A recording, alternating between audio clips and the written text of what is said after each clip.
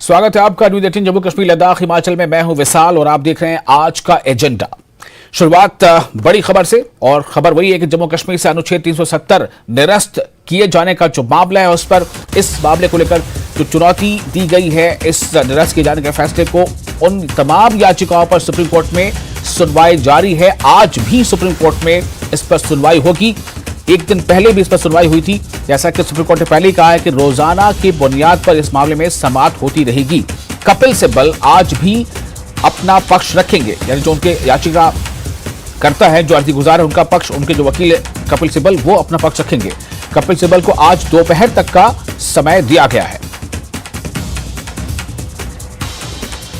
हमारे साथ दिल्ली से हमारे संवाददाता सुशील पांडे जुड़ चुके हैं ज्यादा जानकारी के साथ। सुशील, आज भी समाअत होनी है। कल हालांकि समाअत के दरमियान ही कोर्ट को कुछ दूसरे मामले पर भी समाअत करनी पड़ी थी, लेकिन मुझे जरा सा अपने दर्शकों के लिए सारांश बता दें, कल क्या कुछ हुआ, कल पहला दिन था और आज क्या होगा।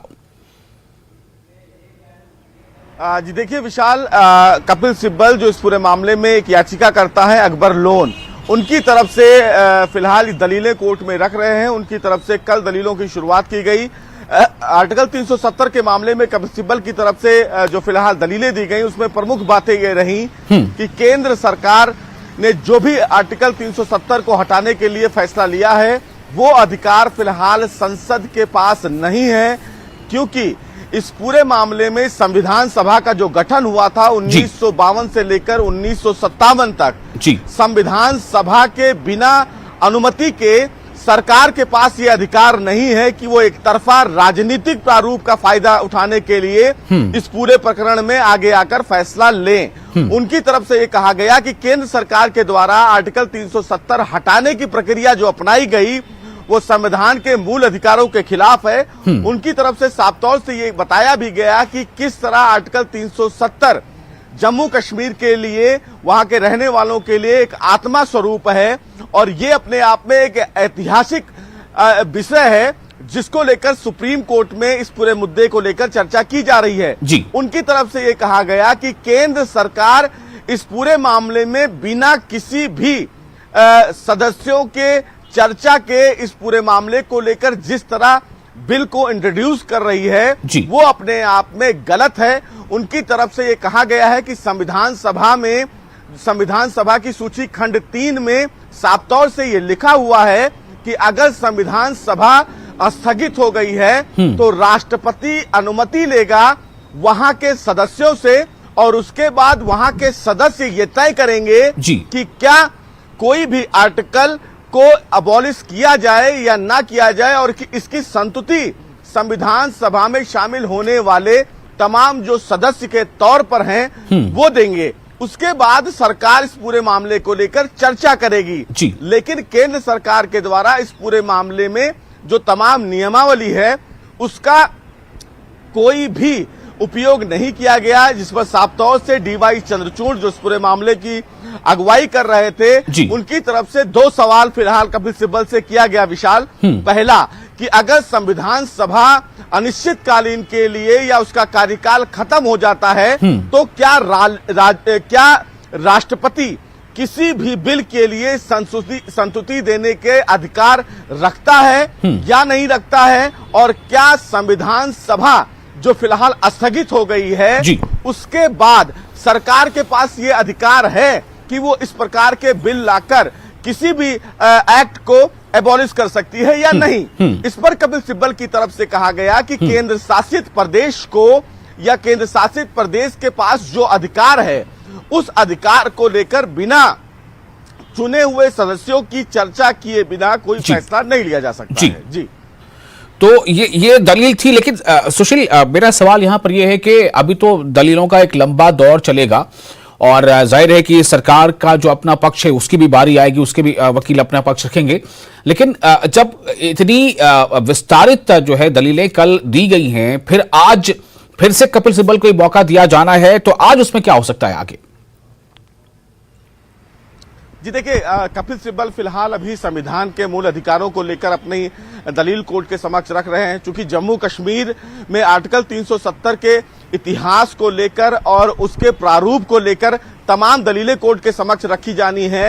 ये समझना बेहद आवश्यक है विशाल कि आर्टिकल 370 जम्मू कश्मीर के लिए क्यों रखा गया था और वहां रहने वाले तमाम लोगों के लिए आर्टिकल 370 क्यों महत्वपूर्ण है जी। और जिस तरह केंद्र सरकार ने इसको हटाने को लेकर फैसला लिया है, क्या संविधान के तमाम जो अधिकार हैं, संविधान के तहत जो मूल अधिकार मिले हुए हैं लोगों को, क्या उसका वायलेशन किया गया है?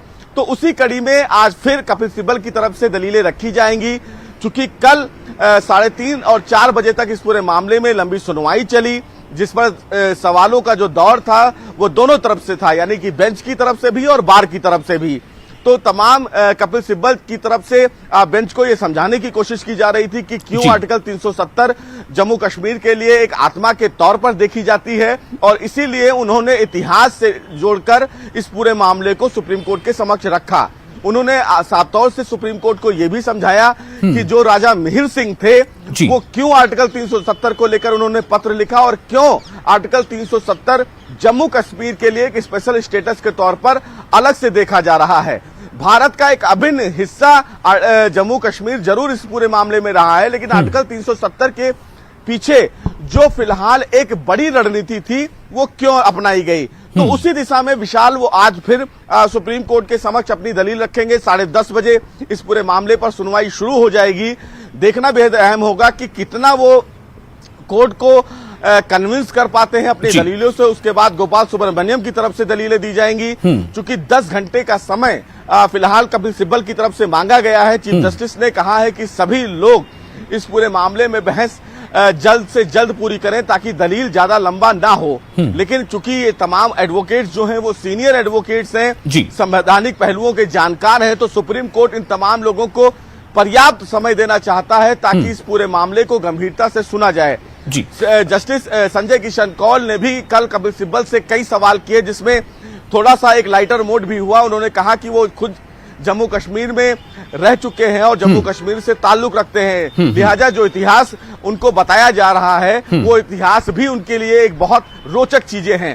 तो ये जो फिलहाल संविधान की पीठ में तमाम जो दलीलें रखी जाती हैं उसमें बहुत सारी चीजें विशाल कोर्ट के समक्ष रखी जाती हैं। बहुत सुंदर सुनवाई होती है और आर्टिकल 370 को लेकर सुप्रीम कोर्ट भी तमाम पक्षकारों को बहुत ही गंभीरता से सुनना चाहता है ताकि ये किसी के द्वारा न कहा जाए कि कोर्ट ने उनकी दलीलों को ठीक से नहीं सुना। चूंकि इस मामले में कपिल सिब्बल है, गोपाल सुब्रमण्यम है, राजीव धवन है और तमाम जो बड़े बड़े एडवोकेट्स हैं, सुप्रीम कोर्ट उन तमाम लोगों को पर्याप्त समय देगा। अमूमन ये माना जा सकता है कि आज कपिल सिब्बल की तरफ से दलीलें पूरी कर ली जाएं। चूंकि 10 घंटे का समय है और कल 4 से 5 घंटे उनको मिल चुके हैं, तो आज अगर उनकी दलीलें पूरी हो जाएंगी तो ये माना जा सकता है कि कहीं ना कहीं सुनवाई बहुत जल्द रैप अप होगा। लेकिन चूंकि 23 याचिकाएं हैं तो कोर्ट तमाम वकीलों को पर्याप्त समय देगा। तो इसलिए इस पूरे मामले की सुनवाई बहुत क्रूशियल है और जिस तरह सुनवाई का दौर चल रहा है, जिसमें दोनों तरफ से दलीलों के दौर जारी हैं, तो माना जा सकता है कि कहीं ना कहीं 20 से 25 अगस्त तक इस पूरे मामले की सुनवाई अगर चलती है तो तमाम चीजें सामने और निकल कर आएंगी। सुशील, वैसे तो अभी कपिल सिब्बल को इस समय दिया गया है अपनी दलीलें रखने के लिए, लेकिन क्या इस बीच जो विपक्षी खेमा है, जो मतलब उस बात का विरोध कर रहा है, क्या उसकी तरफ से भी बीच में कुछ ऑब्जेक्शन या कुछ इसमें रोक टोक की कोई ऐसा मंजर रहा, या फिर जब उनका समय आएगा तभी वो अपनी बात रखेंगे? जी, फिलहाल अभी संविधान पीठ के मुताबिक समय सबको अलॉट किया जाता है। चूंकि अभी वो दौर नहीं है कि जब फिलहाल उनका विरोध किया जाए, क्योंकि कपिल सिब्बल इस पूरे मामले में तमाम दलीलें कोर्ट के समक्ष रख रहे हैं। लिहाजा विपक्ष की तरफ से, यानी कि सरकार की तरफ से या उसके विरोध में जो याचिकाएं दाखिल की गई हैं उस पर फिलहाल दलीलें तभी रखी जाएंगी जब उनका समय आएगा। संविधान पीठ का यही प्रारूप होता है विशाल, कि तमाम जो वकील हैं उनको पर्याप्त समय दिया जाए और जब वो कोर्ट में दलीलें रखना शुरू करें तो सिर्फ दलीलें वही रखें और बीच में बोलने का अधिकार सिर्फ चीफ जस्टिस को होता है या जो बेंच में बैठे हुए जज होते हैं। अगर विपक्ष के तमाम लोगों को ये लगता है कि वाकई इस मामले में कुछ ऐसी दलीलें हैं जो कोर्ट को मिसलीड कर रही हैं, तो वो कहीं ना कहीं इस पूरे मामले में विरोध कर सकते हैं। लेकिन चूंकि कपिल सिब्बल एक जाने माने बड़े वकील हैं, संविधान के बड़े विशेषज्ञ के तौर पर देखे जाते हैं, तो ये अपने आप में एक बड़ा रोचक मोमेंट होता है, क्योंकि बड़े जो एडवोकेट्स होते हैं वो भी उनको सुनना चाहते हैं और इस पूरे मामले में उनकी दलीलों को देखना चाहते हैं कि जम्मू कश्मीर के मामले में कितनी सारी चीजें फिलहाल उनके द्वारा दी जाती हैं। तो ये वो समय होता है तब जब एक वकील दूसरे वकील को सुनता है और उनसे सीखता है। सरकार इन्हीं दलीलों के बीच में अपना काउंटर तैयार करती है, क्योंकि जो दलीलें दी जाती हैं उसी के बिहाफ पर सरकार को उन दलीलों का काउंटर करना पड़ता है। तो इसीलिए उनको पर्याप्त समय दिया जाता है और सरकार उन दलीलों के बीच में एक नोट तैयार करती है कि कैसे कपिल सिब्बल के इन तमाम दलीलों को वो काउंटर करेंगे जब उनका समय आएगा। बिल्कुल, बहुत शुक्रिया आपका सुशील, तमाम जानकारी के लिए। बहुत विस्तार से आपने तमाम बातों को रखा, बताया कि कोर्ट में दरअसल कल क्या कुछ हुआ, आज क्या कुछ होगा। तो आज भी धारा 370 को निरस्त किए जाने के मामले के खिलाफ जो याचिकाएं सुप्रीम कोर्ट में है, जिस पर समाअत एक दिन पहले से शुरू हो चुकी है, आज भी यह समाअत सुप्रीम कोर्ट में होगी।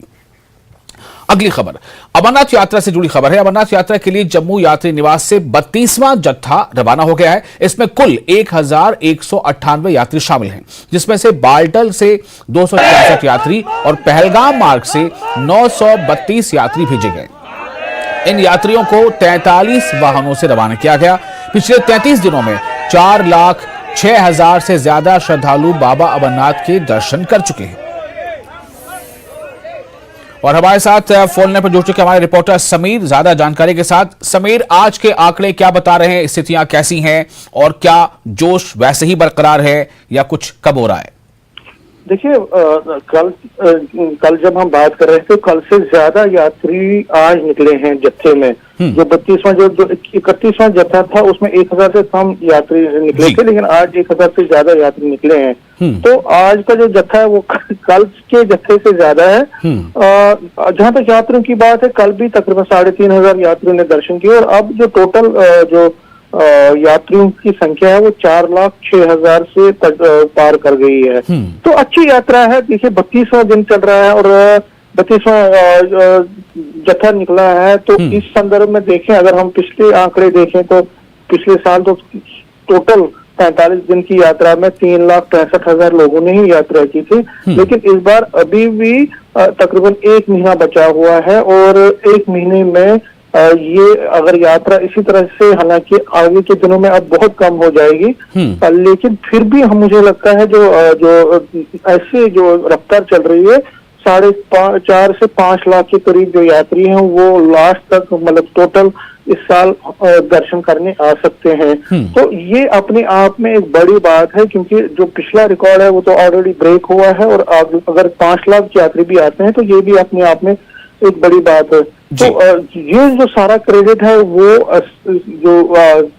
जो भी यात्री यहाँ पे दर्शन करने आते हैं या करके आते हैं, वो सिक्योरिटी फोर्सेस, गवर्नमेंट के साथ साथ जो आम लोग हैं उनकी भी बड़ी तारीफ कर रहे हैं कि आम लोगों की तरफ से भी बहुत सपोर्ट उनको मिला है, चाहे जम्मू में, चाहे कश्मीर वैली में, और जगह जगह पे उनको लंगर के जरिए जो मेडिकल फैसिलिटीज मिल रही है तो उसका भी वो क्रेडिट देते हैं। और एक गुडविल मैसेज के साथ उनका कहना है कि वो जाएंगे और अगली बार जब वो आएंगे तो अपने साथ कुछ और लोगों को भी साथ लाएंगे। तो एक अच्छा वातावरण, एक अच्छी फिजा। और मौसम में भी अभी देखिए, मौसम की बात करें तो पिछले 32 दिनों में सिर्फ मौसम 3 दिन खराब रहा था, जो 14 से 16 के बीच में रहा था, लेकिन तब से मौसम में भी भरपूर साथ दिया है। और अभी अगर हम जम्मू की बात करें या कश्मीर वैली की बात करें तो मौसम ठीक ठाक ही है।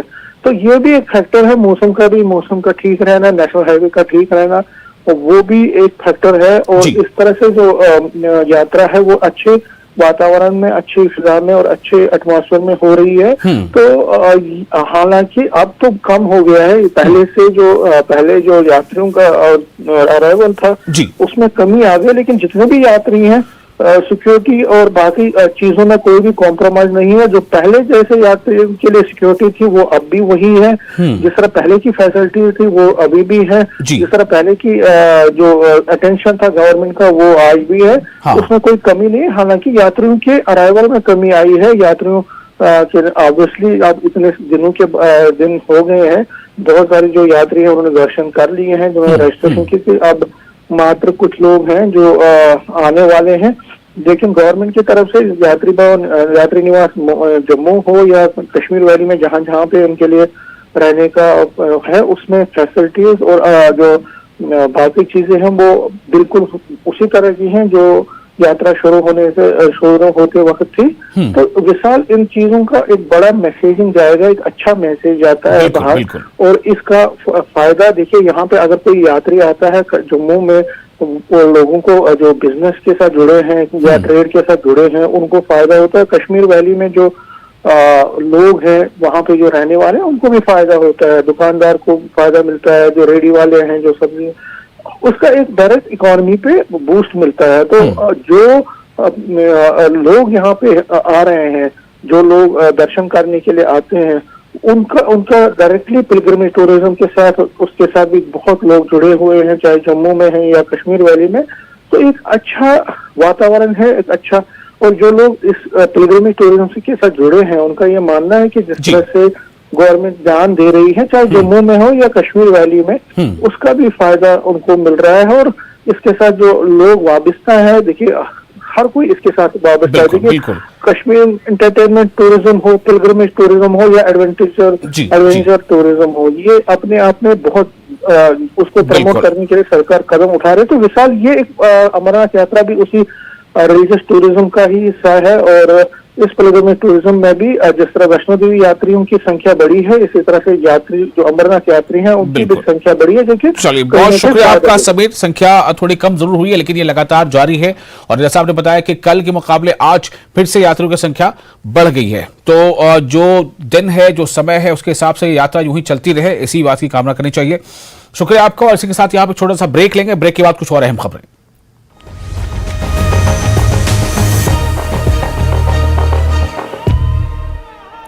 हेडलाइंस प्रेजेंटेड बाय विश्व स्तरीय स्वास्थ्य सेवाओं और सही देखभाल के लिए आज ही आएं SPS हॉस्पिटल लुधियाना।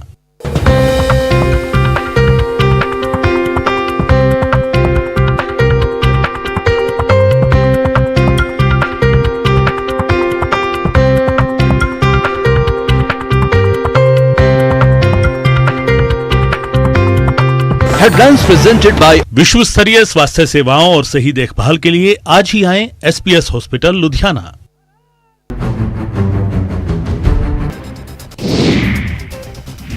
झारखंड विधानसभा के सीएम कक्ष में मुख्यमंत्री हेमंत सोरेन से ग्रामीण विकास मंत्री आलमगीर आलम और प्रदेश कांग्रेस अध्यक्ष राजेश ठाकुर ने मुलाकात की। इस मौके पर मुख्यमंत्री से अल्पसंख्यक आयोग और वक्फ बोर्ड के गठन की प्रक्रिया जल्द पूरा करने का आग्रह किया गया। इस पर मुख्यमंत्री ने जल्द से जल्द उचित कार्रवाई करने की बात कही।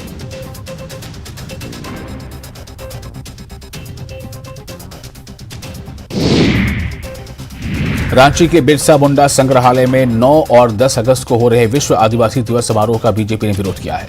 बीजेपी के राष्ट्रीय सचिव आशा लकड़ा ने कहा कि बिरसा मुंडा संग्रहालय का निर्माण करोड़ों रुपए की लागत से हुआ था, पर आदिवासी दिवस समारोह के नाम पर संग्रहालय के बेशकीमती सामान को तोड़ा फोड़ा जा रहा है। दरभंगा में दलित के शव के साथ दुर्व्यवहार मामले में केंद्र ने बिहार सरकार से मांगा जवाब। केंद्रीय गृह सचिव ने बिहार के मुख्य सचिव को पत्र जारी किया, जांच रिपोर्ट तलब। बिहार में जारी रहेगी जातीय गणना, हाईकोर्ट से रोक की याचिका खारिज होने के बाद सभी डीएम को जातीय गणना का काम जल्द शुरू करने के निर्देश।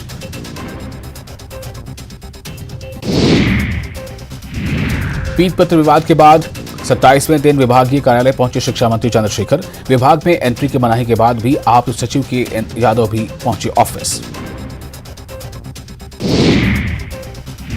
दिल्ली में राष्ट्रपति द्रौपदी मुर्मू से मिलकर रांची लौटे पूर्व मुख्यमंत्री रघुवर दास। झारखंड में बिगड़े लॉ एंड ऑर्डर पर जताई चिंता।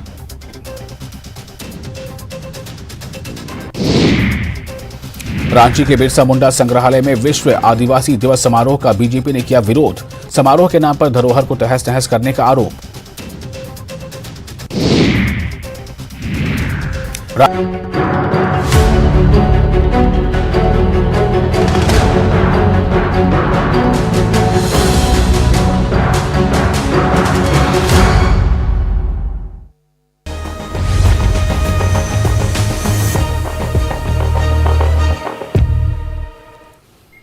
ब्रेक के बाद एक बार फिर आपका स्वागत है न्यूज 18 JK LS पर। आप देख रहे हैं आज का एजेंडा। और अब खबर हिमाचल प्रदेश से जुड़ी है। सीएम सुक्खू, हिमाचल प्रदेश के सीएम सुखविंदर सिंह सुक्खू का दिल्ली दौरा।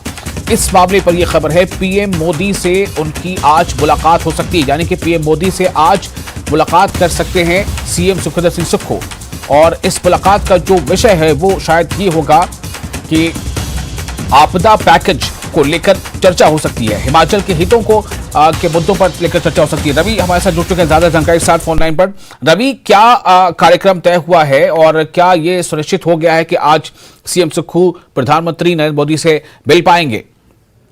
बिल्कुल, देखिए विशाल, साफ तौर पर प्रधानमंत्री नरेंद्र मोदी से मुलाकात करने का समय तो अभी निर्धारित नहीं हो पाया है, मगर समय मांगा गया है। और साथ साथ प्रधानमंत्री के गृह मंत्री अमित शाह और रक्षा मंत्री राजनाथ सिंह, फाइनेंस मिनिस्टर निर्मला सीतारमण, तमाम लोगों से मुलाकात करनी है हिमाचल के मुख्यमंत्री को। और बाढ़ प्रभावित जो इलाकों का उन्होंने दौरा किया और लगातार एक मदद की जो कह सकते हैं उम्मीद इनके द्वारा हिमाचल सरकार को है, उसको लेकर ये मुलाकात होगी। और प्रधानमंत्री से वो बाढ़ प्रभावित इलाकों का जो अपडेट है वो उनको देंगे और कार्य किस तरीके से प्रगति पर चल रहा है और किस तरीके से हिमाचल दोबारा पटरी पे आ रहा है, उससे प्रधानमंत्री को अवगत कराएंगे। और साफ तौर पर जिस तरीके से जो एक बड़ा नुकसान हिमाचल में अभी सहा है, उसको लेकर एक चीज से मदद की गुहार। और जिस तरीके से कल मुख्यमंत्री से बात हुई थी, उन्होंने साफ तौर पर कहा कि जो आंतरिक धनराशि है अब उसकी अपेक्षा कर रहे हैं, कब हिमाचल के दर्द पर मलहम लगाएगा ये देखना दिलचस्प होगा। और उसी उम्मीद से ये दौरा हिमाचल के मुख्यमंत्री का देखा जा रहा है। जी रवि, दो अहम बातें हैं। लगातार सीएम सुक्खू और जो डेप्यूटी सीएम है मुकेश चक्रवर्ती, वो लगातार ये मांग करते रहे कि केंद्र सरकार इसे जो है प्राकृतिक आपदा घोषित करे। तो क्या इसको लेकर भी बातचीत हो सकती है? हालांकि केंद्रीय मंत्री वहां से अभी होकर आए हैं, नितिन गडकरी, तो क्या प्राकृतिक आपदा घोषित करने को लेकर ये मुलाकात को उस अंदाज पर देखा जाना चाहिए?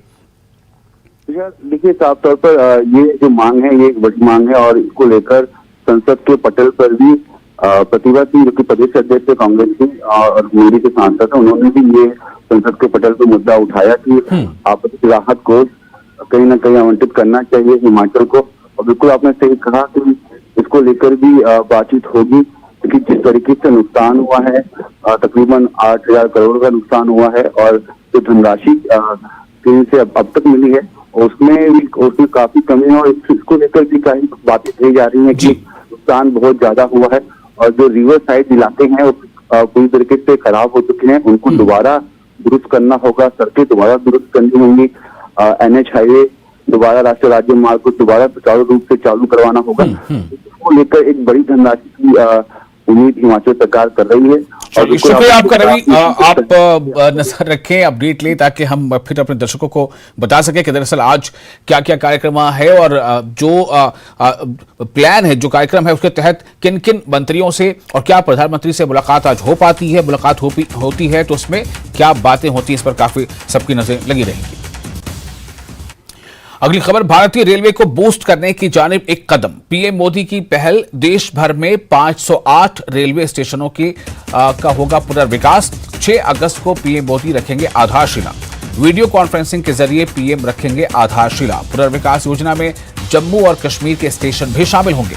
बडगाम, जम्मू तवी और उधमपुर के साथ 3 स्टेशन होंगे शामिल।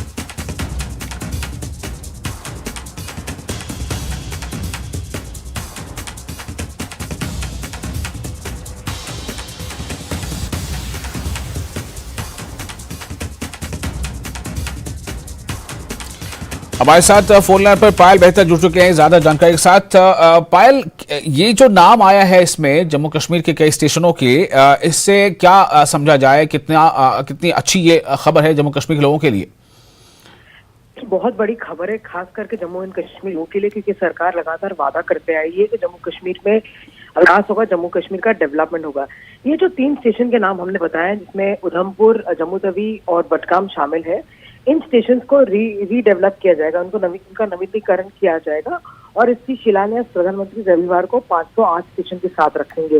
ये एक ऐतिहासिक मौका होगा। ये लगातार सरकार कहती रही है कि ईज ऑफ लिविंग और ईज ऑफ जो आइडियाज हैं ये देश के लोगों के लिए हमेशा बढ़ने चाहिए, खास करके जम्मू कश्मीर जैसे इलाके जहाँ पे डेवलपमेंट के बहुत सालों तक वो परे रहे हैं, इसको लेके बहुत एक अहम स्टेप होगा। इसके अलावा भी और आने वाले समय में बहुत सारे और आइडेंटिफाई किए गए हैं जम्मू कश्मीर वगैरह के स्टेशन को, उन पर भी काम किया जाएगा। ये प्रधानमंत्री का तोहफा होगा देश के लिए जब हम बात करें अमृतकाल की, क्योंकि जो अमृतकाल के समय जो स्कीम उन्होंने लॉन्च की वो अमृतकाल रेलवे स्टेशन की नाम से स्कीम लॉन्च की है, जिसके अंतर्गत करीबन 20,000 करोड़ के निवेश से कम से कम 508 स्टेशन को रीडेवलप के लिए रखा जाएगा।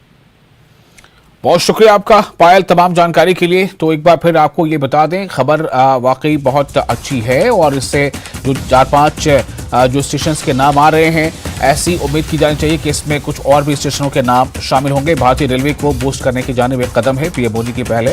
देश भर में 508 रेलवे स्टेशनों के का पुनर्विकास करने की योजना, जिसमें खुद जो जम्मू कश्मीर है उसका भी कई स्टेशन के नाम शामिल हैं, जिनमें से बडगाम, जम्मू तवी और उधमपुर के नाम शामिल हैं।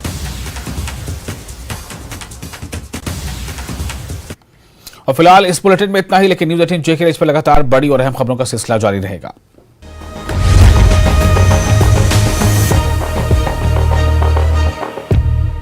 Headlines presented by pet